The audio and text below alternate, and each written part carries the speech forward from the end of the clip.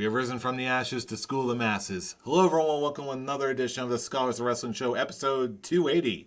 I'm your man behind the microphone, Scholar Jeff.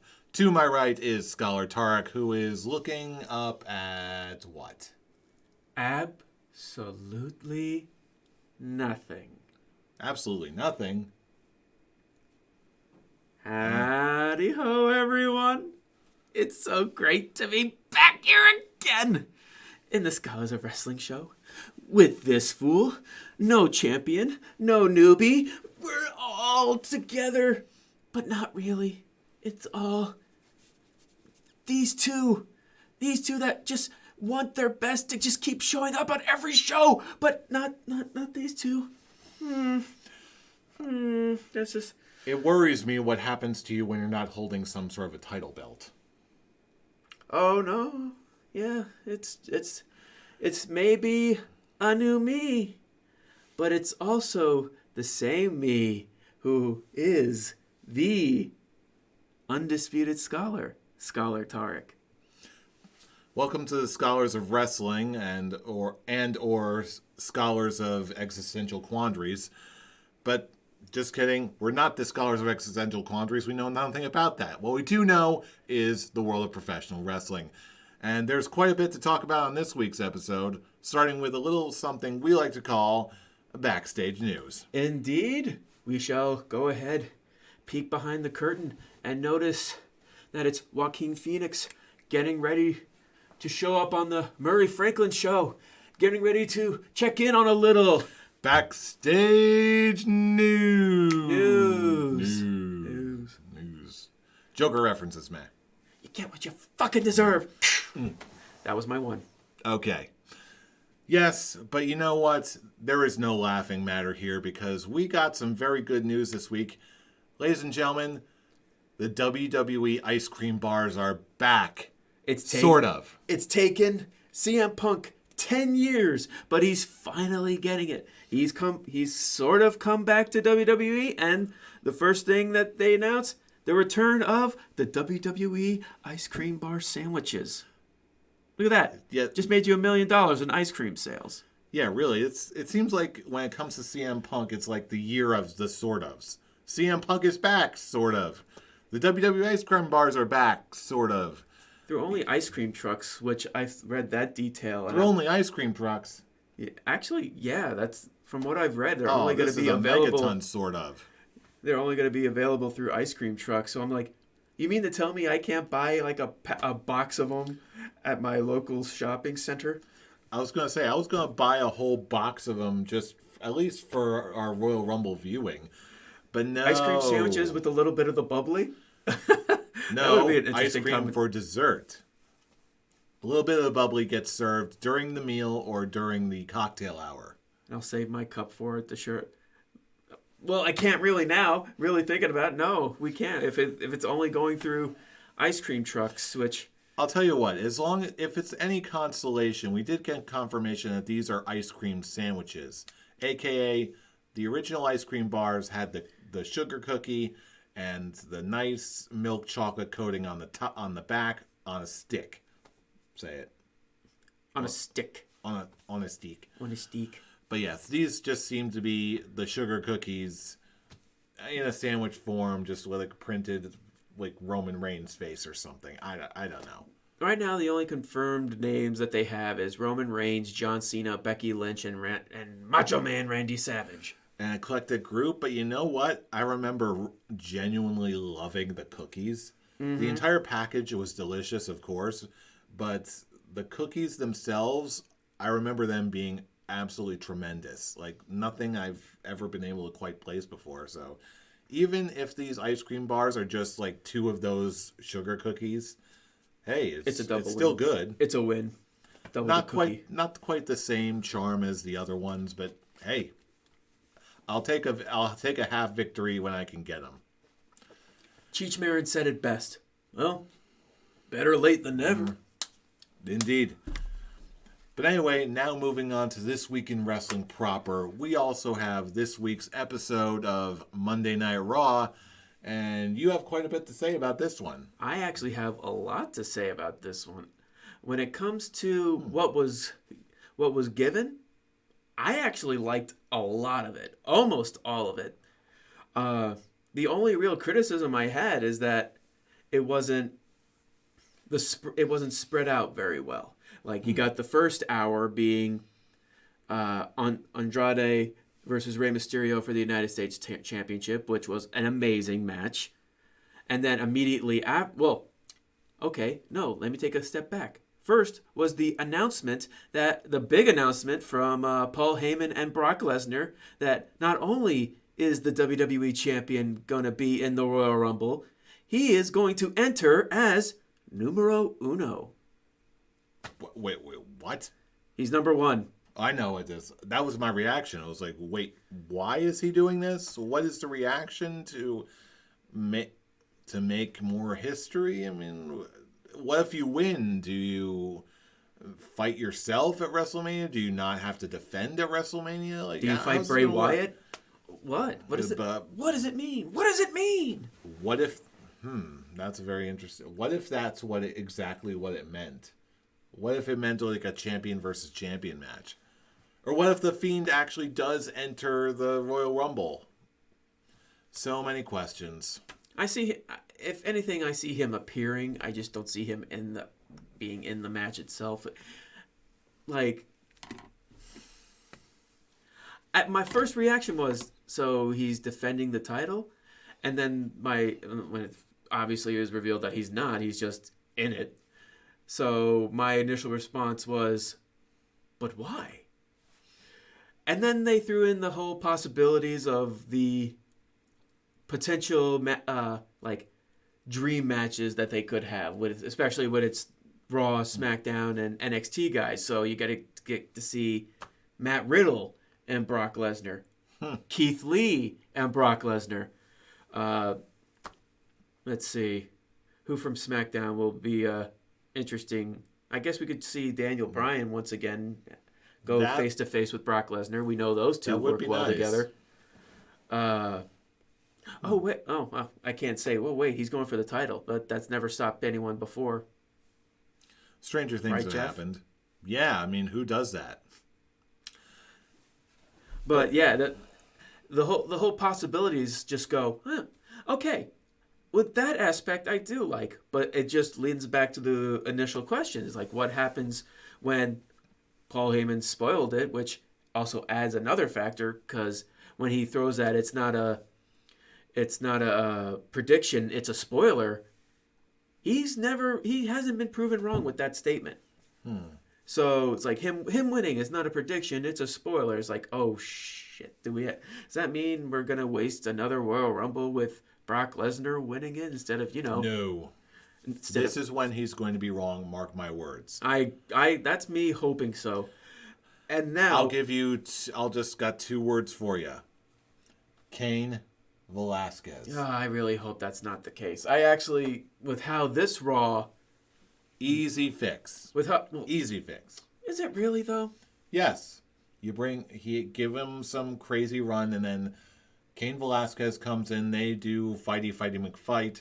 More people come in, and then eventually Cain Velasquez eliminates Brock Lesnar. Other people team up on Cain Velasquez and eliminate him, setting up to a future title match, which Cain Velasquez will hopefully lose. That's. Hey, I never said it was good. Okay. I'll give you something better that it's too good that WWE is actually not going to do it. Reese's Peanut Butter Cups. Reese's Peanut Butter Cups. But with how this show went, first I said the Andrade, Rey Mysterio, and the tag team triple threat match, which was also a great match that happened immediately after.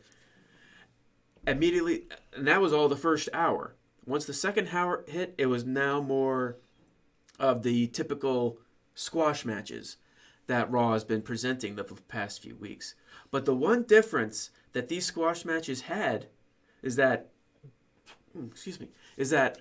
each of them actually progressed the story of the people who they were focusing on. Mm-hmm. Example. I've got one in mind right now. Example. We'll do the first one of relevance.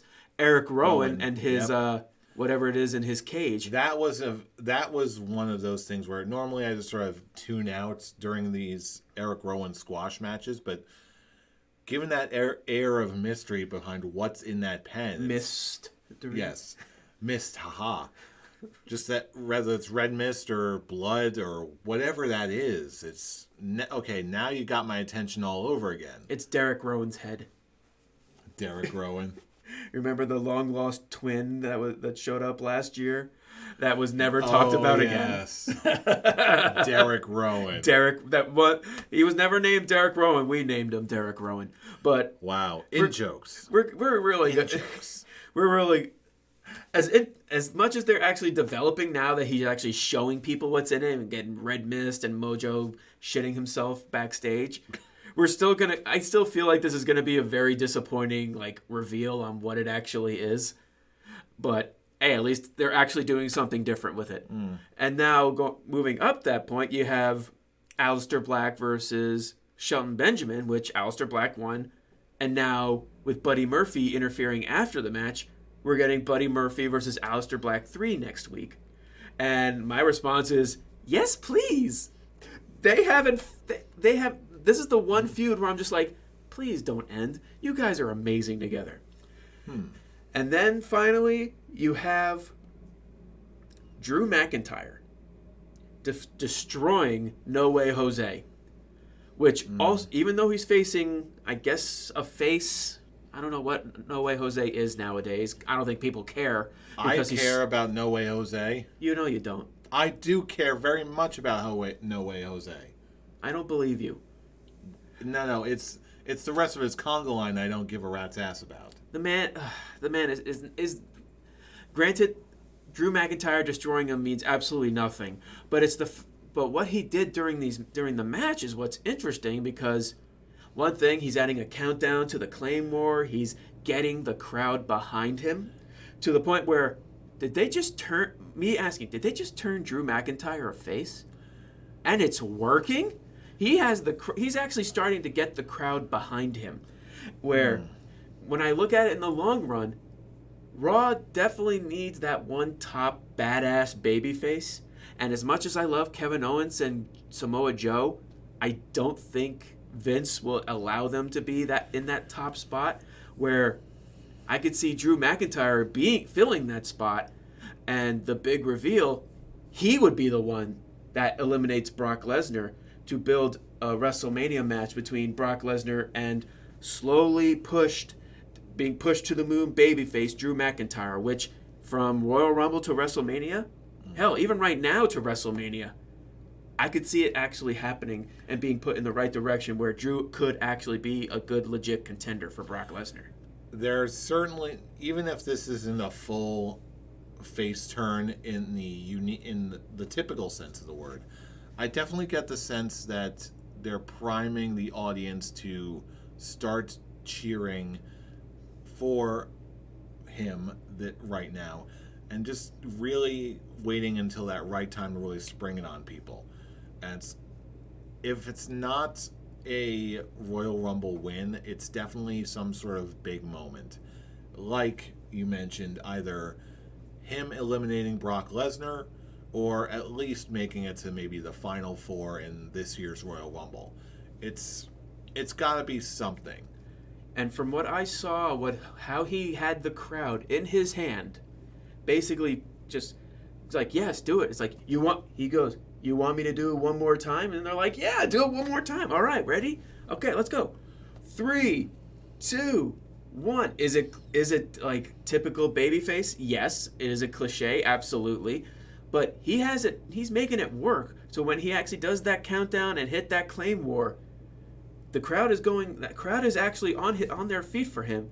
And of course, his immediate response after he hit No Way Jose with that second one, he's like, you see that? I didn't even drop the mic on this one.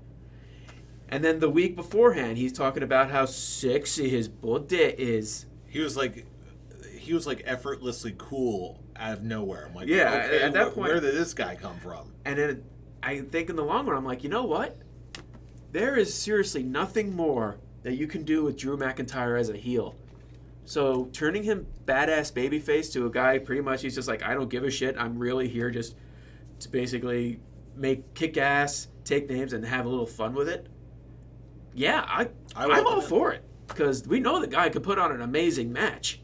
Absolutely. Yeah. Except when you're facing Roman Reigns. Well, there's only so much you can do with that. But yeah, I am genuinely curious now where they're obviously high on the guy. So I'm wondering if could we legitimately put him in contention for a possible Royal Rumble win this year? as much as I would love to see it, a win, probably not. But yeah, I definitely see him at least making it to the final four.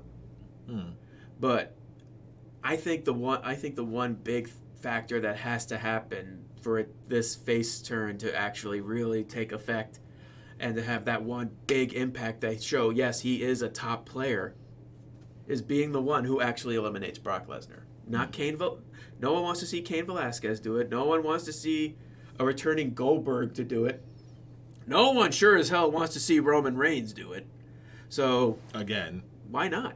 Just let's go on. Let's build a new star with someone who can talk and put on a great product and has a great look. Something Vince McMahon loves and Paul Heyman has a sharp eye for. So why not? Let's do it. Yeah. Speaking of pushing brand new young talent, we had the mystery partner of Kevin Owens and Samoa Joe, and that is some obscure, unknown wrestler. The Big Show. I've never heard of this guy before. I'm picking up your sarcasm. Yes, just a teeny weeny bit. But yeah, the Big Show's back. Am I the only? I mentioned this on Twitter, but am I the only one who thought he was legitimately retired after all this? At one point, he kind of was, and then he got all these surgeries, and he got himself back in shape. And you know what? I'm like, if he feels he can go at and not put on shitty matches and doesn't turn every other week, why not? He actually seemed pretty. He actually seemed to move pretty well this past week, to the point where I'm actually not mad that he was revealed as the mystery partner, because when you really look at it, who from the Raw roster could you think that mystery partner really have been that actually could look at it as someone who can actually stand up to at least AOP and Seth Rollins? And you gotta admit, he actually had the biggest pop of the six guys. I'll tell you what, a certain noteworthy wrestler with a radio show, I'm not going to mention who, their response was, why couldn't that have been, say, Ricochet, for example? Well, I'll tell you why. It's because they were obviously setting up for some sort of big surprise, and there ain't, as good as Ricochet is, there ain't nothing surprising about Ricochet. He's already on every single week. We already know what we're getting with him. Even though it's good, it's not going to be the surprise wow enforcer factor like they were going to get in someone who's ready to come back like the Big Show. And to add on to that, I like Ricochet, but if you want to push somebody to be in, this is pretty much the number 2 storyline of the show, other than really Brock Lesnar. Like, when Brock Lesnar's gone, Seth Rollins versus Kevin Owens and Samoa Joe are the number 1 storyline on Raw. I don't see Ricochet basically being in the top 5 of baby faces of Monday Night Raw. I see right now, when it comes to baby faces, I see, at least after this Raw, I see basically Kevin Owens, Samoa Joe, Drew McIntyre, Rey Mysterio, and Aleister Black. Those are I see as the top 5 faces of Raw. I don't see Ricochet in that category. And if you want it, like I said, I like Ricochet, but I don't see him as a main event player. At least not right now. I see him now as pretty much someone who can be added facing Andrade for the United States Championship. I see him a lot better than Humberto Carrillo. Yeah, I don't know why, but Humberto Carrillo just isn't clicking with me. He's not clicking with me either, and from where he's not showing up now, he wasn't clicking with anyone. And now I'm not going to be honest. I'm going to be perfectly honest. I actually preferred either Buddy Murphy or Aleister Black winning the U.S. title because I just want to see more stakes in that feud because their feud is just absolutely amazing. That's one of the main reasons why I'm watching Raw because I'm just like, Aleister Black and Buddy Murphy again? I'm Big E. Eating popcorn. GIFs. So, yeah, that's how I feel. But back to my initial argument, it's like, if you maybe put, let's say, the tag team titles, like, you have my only real criticism on Raw is that it was basically booked uneven, where all the great stuff, where the crowd was going nuts, was on the first hour, and then kind of the crowd started dying down because it was squash match after squash match after squash match after squash match, and Charlotte completely starting a fight and destroying Sarah Logan, which is crap. And then you get the whole... and then you have AJ Styles taking on Akira Tozawa, sort of. Not really. It was more of an angle than a match. Poor Akira Tozawa. He's reaching that point of complete irrelevance. Womp womp. To Lana and Lashley's minister getting tackled by security, even though that was nutty. Even though they're saying that was actually a script that was scripted, that was supposed to happen. I'm not convinced. I'm not convinced, but hey, just go where the minister guy just went in the ring too early and it confused the hell out of security. They thought it was just some fan. But you know what? It was just funny to see. The more ridiculousness of this Lana Lashley. That's another point that was just meh, but it's just it's reaching that point of stupid fun. It's still it's really riding the line every single week. Oh, it's riding the line for us hardcore fans, but for the mainstream audience, they're losing their minds over it. My wife isn't. She is like staring at this like, what in the hell is this? Like, well, if you listen to these crowd reactions, it's surprising. It's also kind of disappointing because, hey, people are loving it. Vince McMahon loves it. Paul Heyman, who is the mastermind of this whole angle, loves it. So, Does he, though? Yeah. This is all Paul Heyman. Does he, though? This is all Paul Heyman's project. Could it be, I don't know, not Paul Heyman's project? Nope. Maybe? Kind of, sort of? Nope. Teeny bit? No. I'm sorry, fool, but this is Paul Heyman's storyline. Like, he has basically full creative control, and Vince is loving the hell out of it. So, well, you can't win them all. Not on every single episode of Monday Night Raw. Well, it's winning for the audience of one. That is Vince McMahon. Yeah. But like I said, and then you have the six-man tag, which was a great ending. So if anything, it could have been the big stuff, a couple of squash matches, building character, the triple threat tag team, more squash matches, building character, and main event. It would be an evenly out show, perfectly out show, but it was just uneven because all the big stuff first hour, not so big stuff second hour, big ending. Yeah, Biggie.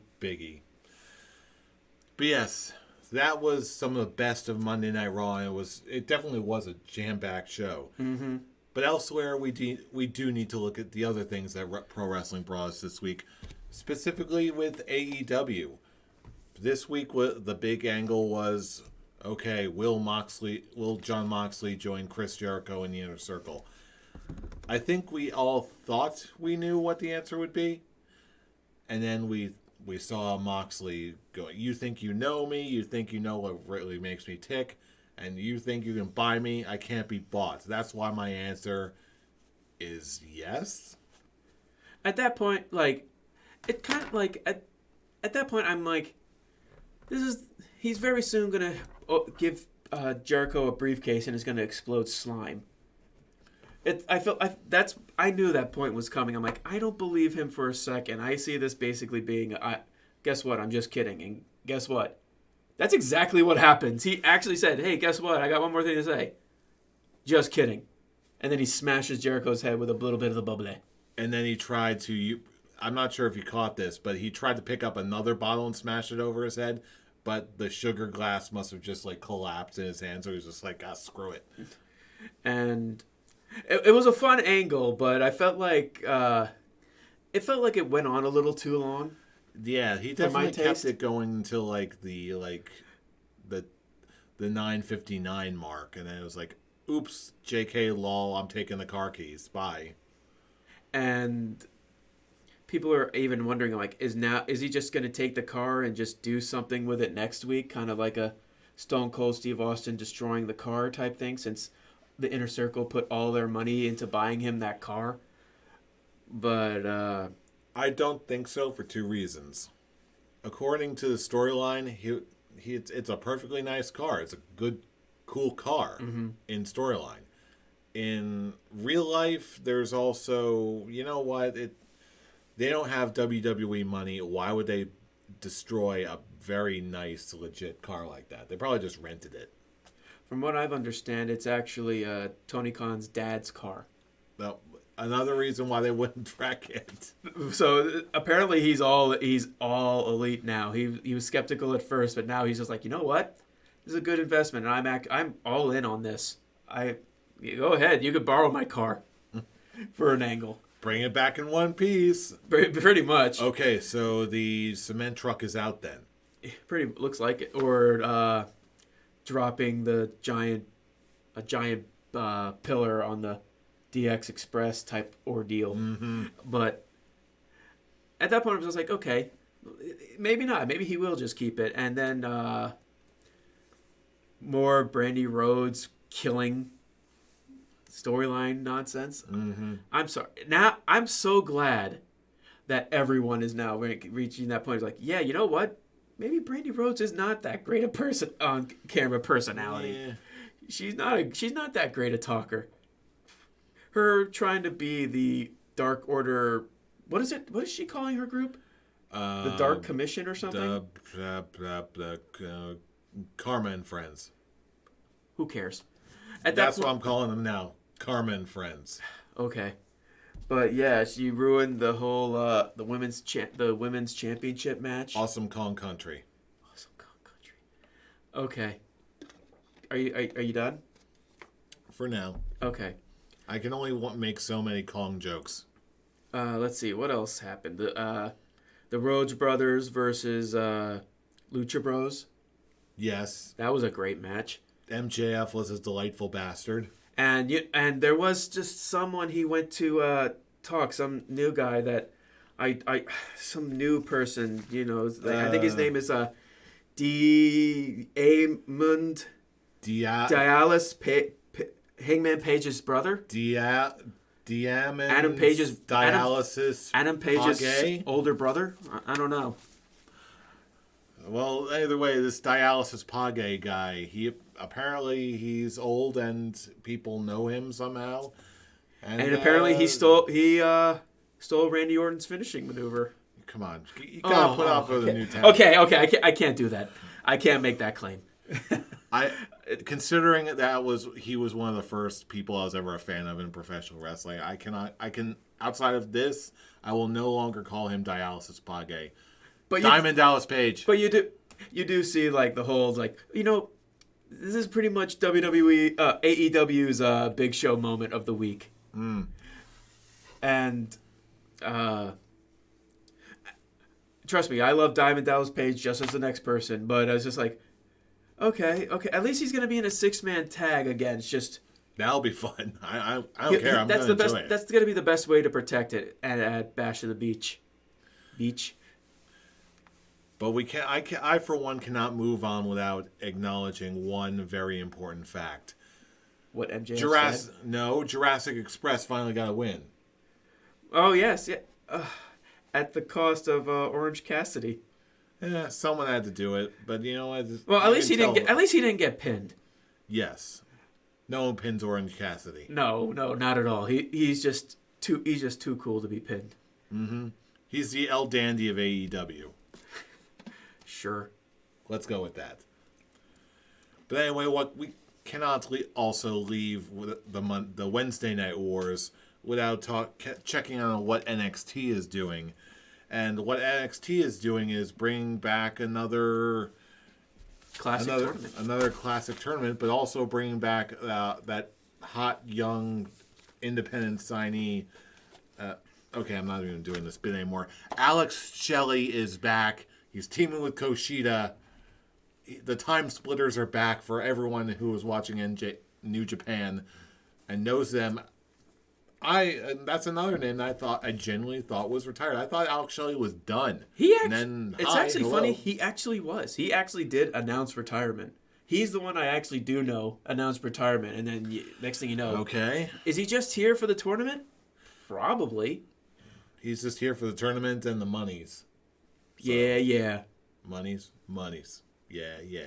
But as from what now, Imperium and Undisputed Era, no surprise, made it to the next round. They're going to be the finals. Imperium and Undisputed Era. I think they're going to make the finals. I can see it. Who else is there? Let's see, Matt Riddle and Pete Dunne. That's going to be a fun one. What was the name that they gave that Matt Riddle gave themselves? Matt Riddle and Pete Dunne. Broserweights. Yes, I was like, you know great. What? Kudos. I like it. Yeah, it gets a golf clap. I actually liked it. And yeah, as of right now, Imperium defeated the Forgotten Sons and Undisputed Era. Yeah, they made it too. Yay. I love Undisputed Era. Try saying a little bit more with more thrill and. Okay. Yay! Yeah, that works. Is that better? Yeah, I like Undisputed Era. That's suitable. But it's also like Undisputed Era to the surprise of no one. Rhyming. I don't know. And the other big story that came out of that is Keith Lee winning the #1 contendership for the North American Championship. At least he's going for a belt. I think he's going to win it. I'll be honest. I think it's pretty much a lock. They're going to Velveteen Dream this, where he's so over with the crowd. Everyone wants to see him get the NXT title. But you know what? Given that this is not just a mid-card title, this is an NXT mid-card title, I'd say it's probably a very good fit for him. It gives him something to do. It makes sure that the super over Keith Lee, while everyone is basking in his glory, the main event scene can continue on with their story and remains untouched, at least for the time being.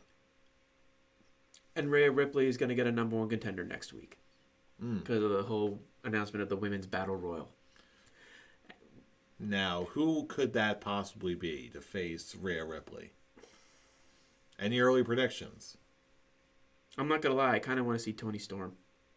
I would be totally okay with Toni Storm. From what they did this on yesterday's show. I'm like, you know what? Yeah, I'm actually all for it. But it's probably not going to happen. I would love it to see it happen. Outside of that, the only other name that's popping into my mind, at least for the moment, is Candice LeRae. Yeah, I could see that. Yeah. I actually see that happening. Yeah. Well, I certainly hope so. As now you put it in my head, Toni Storm versus Rhea Ripley. Yes, please. Yes, please. But yeah, it was a very, very, very strong week this week. Hopefully, SmackDown tomorrow can put the icing on top of this cake. Oh, absolutely. Or make it be the top cookie of the new WWE Ice Cream Bar. Someone's hungry, aren't they? Hey, man, I'm actually cutting off the sweets for a while, so... Good, not the worst idea. It's kind of a good... I guess that's the one positive way of looking at it, of not the ice cream bars not being sold in stores, only through ice cream trucks. It won't be as easy to get. Yeah, I'm fat enough. I don't need ice cream. But anyway... You wouldn't pass that up, though. I would not. That's my problem.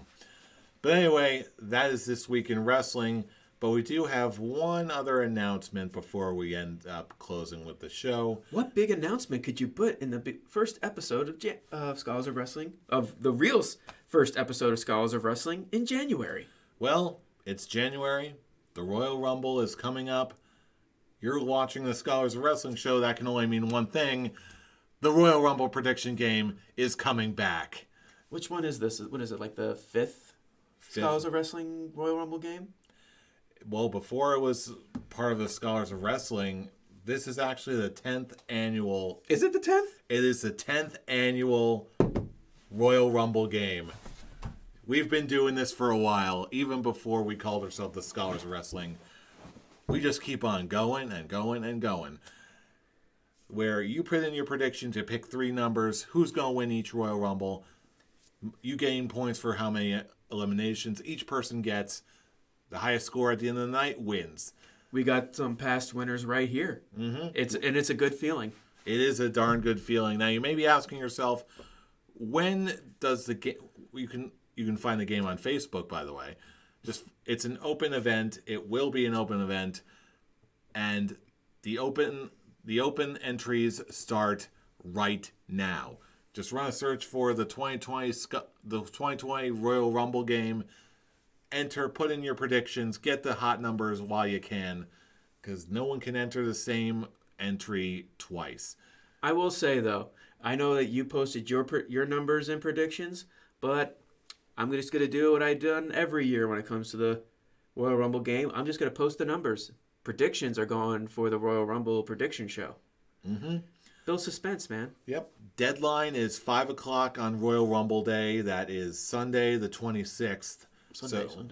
So get the numbers in while you can, or just analyze the TV shows and put your prediction in at the last minute. Who knows? I always put mine in first thing. Scholar Tarek over here puts his predictions in last thing, and they've both not very last thing. Well, you bide your time. I do bide my time. Either way, obviously the proof is in the pudding. Both approaches have worked. Will your approach be the next one to win? Who knows? Play the game, join all the fun. It always makes it one of the most enjoyable shows of the year by a country mile. So in case you don't know what you're going to be doing yet, you can always join in the conversation. Bide your time. Do your research. Join the conversation. Join us on social media, whether it's Facebook, other parts of YouTube, checking our backlog of episodes, or join the conversation on Twitter machines. Catch us all over the place, especially on Twitter, starting with @ScholarsOW for all the latest episode uploads. You can also check out the current reigning and defending Scholars of Wrestling heavyweight and party champion, Scholar Brian at Atomic Beanpole. Fool, where can he reach you? You can reach me at The Avatar. And you can reach me at... Dramatic pause, wait for it. You waited too long. I'm Robbie Rage. All one word. I'm saying it again. No, you're not. Join the conversation. It's always a heck of a lot of fun. Because we're getting towards Royal Rumble time. It's always a trip. Because you know who we are. We are the Scholars of Wrestling. And you have just been schooled. You're welcome. See you all next week for more fun.